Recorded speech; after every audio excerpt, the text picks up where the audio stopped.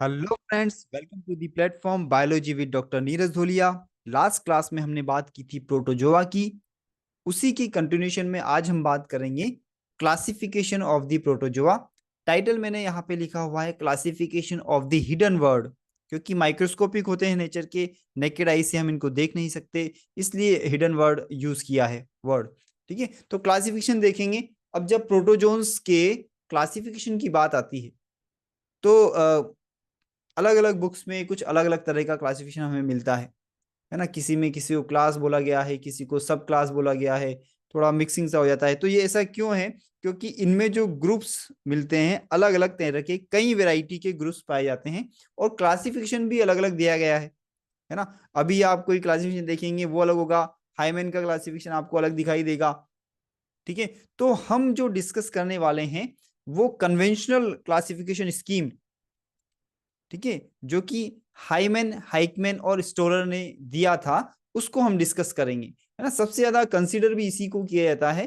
कौन सा classification discuss कर रहे हैं हम? हाइमैन, हाइकमैन और स्टोरर का जो स्कीम दी थी उन्होंने, जो उन्होंने प्रोटोजोन्स को क्लासिफाई किया था, उसके अकॉर्डिंग हम इसको देखेंगे। और एक स्कीम और हम थोड़ा सा उसको आउटलाइन को एक बार देख लेंगे, क्योंकि उसको भी कई बार कंसिडर कर लिया जाता है। तो मेन तो यही है जो हम आज डिस्कस करने वाले हैं। ठीक है, क्या है?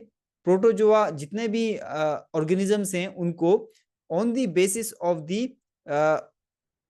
ऑर्गन्स ऑफ लोकोमोशन, लोकोमोशन के जो ऑर्गन्स हैं उसके बेसिस पे प्रोटोजोन्स को दो सब फाइलम में डिवाइड किया जाता है, प्लाज्मोड्रोमा और सीलियोफोरा। प्लाज्मोड्रोमा के अंदर वो ऑर्गेनिजम्स या वो प्रोटोजोन्स रखे जाते हैं जिनमें लोकोमोटरी ऑर्गन्स क्या होंगे, या तो फ्लेजिला होगा, या सीडोपोडिया होगा, या लोकोमोटरी ऑर्गन्स एब्सेंट होंगे।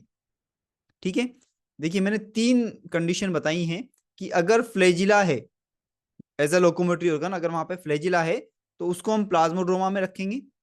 ठीक है, अगर स्यूडोपोडिया है तब भी हम उसको प्लाज्मोड्रोमा में रखेंगे, और अगर लोकोमोटरी ऑर्गन्स एब्सेंट हैं तब भी हम प्लाज्मोड्रोमा में रखेंगे। ठीक है, तो पहला सब फाइलम आपको समझ में आया होगा कि फ्लैजिला, स्यूडोपोडिया और लोकोमोटरी ऑर्गन्स आर एब्सेंट, तो वो सब फाइलम प्लाज्मोड्रोमा में होंगे। दूसरे जो सब फाइलम है वो है सीलियोफोरा। ठीक है, इसके नाम से समझ में आ रहा होगा आपको कि ऐसे प्रोटोजोन्स जिनमें की लोकोमोटरी ऑर्गन्स क्या हैं, सीलिया हैं, उनको सीलियोफोरा में रखा जाता है। ठीक है, इसके अलावा अगर लोकोमोटरी ऑर्गन्स सकिंग टेंटाकल्स हैं तब भी हम उसको सीलियोफोरा में ही रखते हैं। ठीक है, इतनी बात आपको शायद क्लियर हो गई होगी। एक दोनों में डिफरेंस और है। क्या डिफरेंस है? कि जो प्लाज्मोड्रोमा वाले जो ऑर्गेनिजम्स हैं इनमें एक ही तरह का न्यूक्लियस पाया जाता है, मोनोमॉर्फिक न्यूक्लियस होता है, सिर्फ एक तरह का न्यूक्लियस पाया जाता है। लेकिन जो सीलियोफोरा के ऑर्गेनिजम्स हैं इनमें दो तरह के न्यूक्लियस पाए जाते हैं। एक होता है माइक्रो न्यूक्लियस, एक होता है मैक्रो न्यूक्लियस। ठीक है, तो न्यूक्लियस यहाँ पे क्या होता है? पोलोमॉर्फिक होता है, या फिर हम बोलेंगे कि two types of nucleus are found.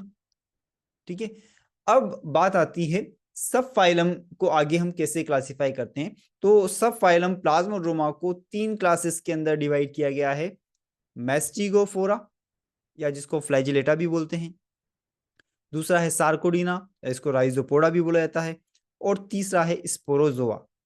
ठीक है, आधार क्या है या फिर इनके और क्या कैरेक्टरिस्टिक्स हैं उसको हम देखते हैं। पहली जो क्लास है मैस्टिगोफोरा या फ्लैजिलेटा, तो फ्लैजिलेटा से हमें समझ में आ रहा है कि इनमें लोकोमोटरी ऑर्गन्स क्या है? फ्लैजिला है। अब वो फ्लैजिला एक भी हो सकता है या एक से ज्यादा भी हो सकते हैं। ठीक है, तो मैंने यहाँ पे जो डायग्राम लगाया है, ये फिगर जो लगाया है, ये क्या है हमारा? ये युगलिना है ना। और युगलिना के अंदर आपको दिखाई दे रहा है एक फ्लैजिला। ओके, तो बोलने का मतलब ये है कि इनमें फ्लैजिला पाया जाएगा मैस्टिकोफोरा के अंदर, है ना। अब इनको मैस्टिकोफोरा को भी अगेन दो सब क्लासेस में डिवाइड किया गया है on the basis of their type of nutrition. Nutrition का क्या प्रकार है ना, उसके आधार पे हमने इसको दो सब क्लासेस में डिवाइड किया गया है। पहला है फाइटोमेस्टिकोफोरा, या इसको फाइटोफ्लैजिलेटा भी बोला जाता है। अब क्योंकि फाइटो वर्ड आ गया, इसका मतलब प्लांट जैसा, है ना। तो यहाँ पे जो न्यूट्रिशन होता है वो कैसा होता है? प्लांट के जैसा होता है। उसको हम बोलते हैं होलोफाइटिक न्यूट्रिशन।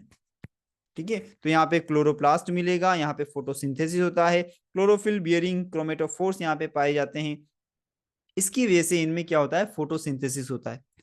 ठीक है। और इनमें जो स्टोर फूड होता है वो भी प्लांट की तरह ही क्या होगा, प्लांट में क्या होता है, स्टार्च होता है।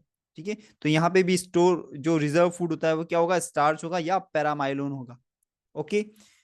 जू मेस्टिकोफोरा में क्या है, जू मतलब एनिमल्स, तो इनमें जो न्यूट्रिशन होता है वो कैसा होता है, एनिमल्स के जैसा होता है। और एनिमल्स के जैसे न्यूट्रिशन को हम क्या बोलते हैं, होलोजोइक।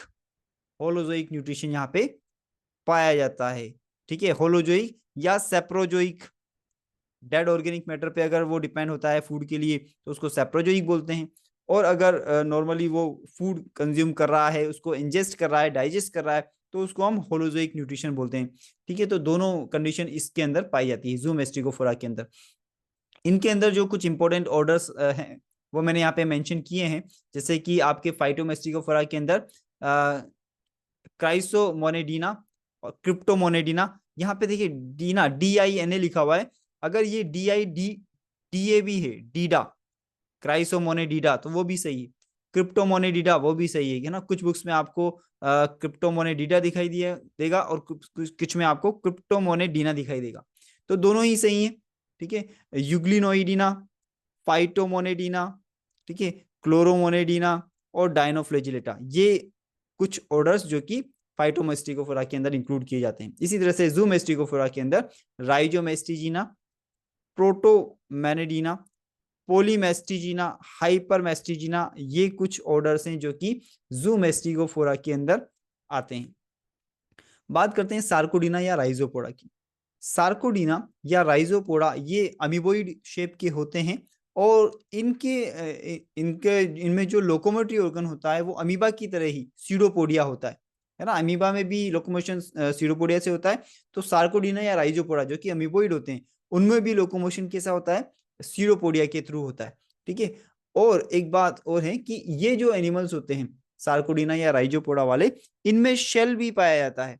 ठीक है। अब ये शेल जो इनके अंदर होता है वो कैल्शियम या सिलिका से बना हुआ हो सकता है। ठीक है। सार्कोडीना या राइजोपोडा के अंदर, इसके अंदर आने वाले कुछ ऑर्डर्स मैंने यहाँ पे मेंशन किए हैं। लोबोसा है, फोरामिनीफेरा है, हेलियोजोआ है, रेडियोलेरिया है, माइसिटोजोआ है। ठीक है। थर्ड जो क्लास है वो है स्पोरोजोआ की। नाम से पता चल रहा है हमें कुछ स्पोर, स्पोर से कुछ रिलेशन है, मतलब इनकी लाइफ में कभी ना कभी स्पोर जरूर बनते हैं। स्पोर बनते हैं जनरली, जो पैरासाइट्स होते हैं वो इसके अंदर इंक्लूड होते हैं। मतलब बोलने का ये है कि जो स्पोरोजोआ के जो ऑर्गेनिजम्स हैं वो अधिकतर, मेनली ज्यादातर वो क्या होते हैं, वो एंडो पैरासाइट्स होते हैं। पैरासाइट्स होते हैं, डिजीज कोज करते हैं, तो उनको हम स्पोरोजोआ के क्लास के अंदर डालते हैं। ठीक है। प्लाज्मोडियम देखिए यहाँ पे मैंने बना रखा है डायग्राम, ये स्पोरोजोआ से बिलोंग करता है। ठीक है ना। स्पोरोजोआ को हमने दो सब क्लासेस में डिवाइड किया है, टीलोस्पोरिडा, नियोस्पोरिडिया। और इनकी जो ऑर्डर्स हैं कुछ इंपॉर्टेंट वो भी मैंने यहाँ मेंशन किए हैं। टीलोस्पोरिडा के अंदर ग्रिगेरिनिडा, कोसिडिया, हीमोस्पोरिडिया। ठीक है। कुछ ऑर्डर्स हैं जो कि आपके टीलोस्पोरिडिया सब क्लास से बिलोंग करते हैं। इसी तरह से नियोस्पोरिडिया क्लास से बिलोंग करने वाले, सब क्लास से बिलोंग करने वाले ऑर्डर्स हैं मिक्सोस्पोरिडिया और सार्कोस्पोरिडिया। ठीक है। बात करते हैं सीलियोफोरा की, जो सब फाइलम है हमारा दूसरा सीलियोफोरा। तो यहाँ पे क्या होंगे, लोकोमोटरी ऑर्गन्स या तो सीलिया होंगे या फिर सकिंग टेंटाकल्स होंगे, है ना। दोनों ही मैंने यहाँ पे मेंबर, एक एक रिप्रेजेंटेटिव मेंबर मैंने यहाँ पे लगाए हैं। तो इसी के आधार पे दो क्लासेस हैं इसकी। सीलिएटा, अगर सीलिया है तो क्या होगा, सीलिएटा के अंदर जाएगा वो, सीलिएटा क्लास में। अगर सकिंग टेंटाकल्स हैं तो वो सक्टोरिया में जाएंगी, है ना। तो सक्टोरिया में पहले क्या होता है कि सीलिया ही होते हैं, लेकिन जब वो मैच्योर होता है ऑर्गेनिज्म, तो उसमें वो सकिंग टेंटाकल्स, उसमें लोकोमोटरी ऑर्गन का काम करते हैं। ठीक है। तो सीलिएटा के अंदर जो क्लास है उसमें सब क्लास आती है प्रोटोसीलिएटा। ठीक है। और सक्टोरिया के अंदर सीधे ऑर्डर आते हैं। तो सीलिएटा के अंदर, सॉरी, यहाँ पे दो सब क्लासेस हैं, प्रोटोसीलिएटा और यूसीलिएटा। ठीक है। यूसीलिएटा के यहाँ पे ऑर्डर्स लिखे हुए हैं, होलोट्राइका, स्पाइरोट्राइका, पेरीट्राइका और कोनोट्राइका। ठीक है, और ये जो यहाँ पे मेंबर है, ये आप इसको जानते हैं, ये पैरामीशियम है। ठीक है, और ये जो मेंबर है सेक्टोरिया का, ये है पोडोफाइरा। ठीक है, तो ये हमने स्कीम जो है हाइमन वाली, वो हमने डिस्कस की है। एक और स्कीम होती है जो कि यहाँ पे है। अब इसको मैं थोड़ा सा जूम करूंगा, क्योंकि ये भी दिखाई नहीं दे रहा होगा आपको, काफी छोटा है, तो इसके लिए मुझे एक बार इससे बाहर आना पड़ेगा। स्क्रीन शेयर में करता हूं अभी।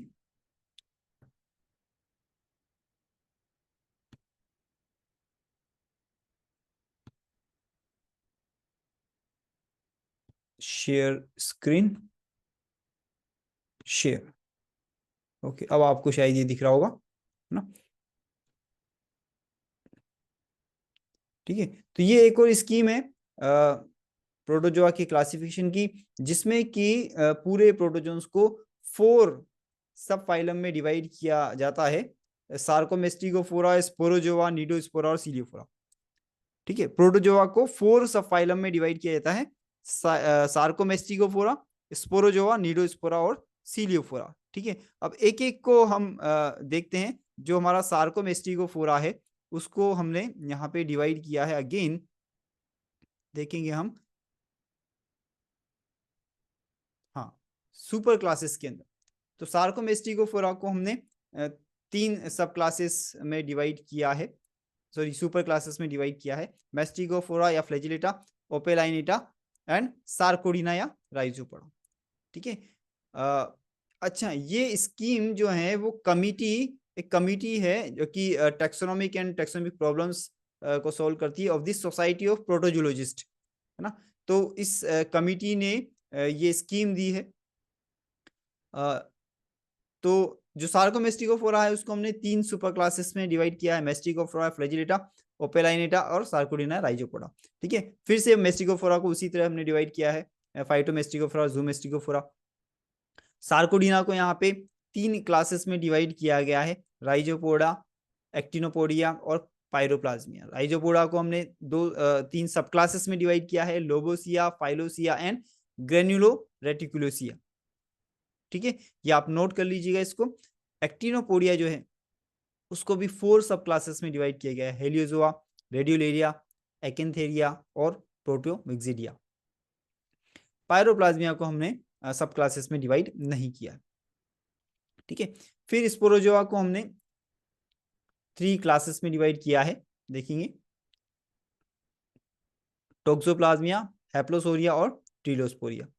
ठीक है, टीलोस्पोरिया को ग्रेगेनेरिया और कोसिडिया में हमने इसको सब क्लासेस में डिवाइड किया है ना। देखिए सब क्लासेस हैं यहाँ पे।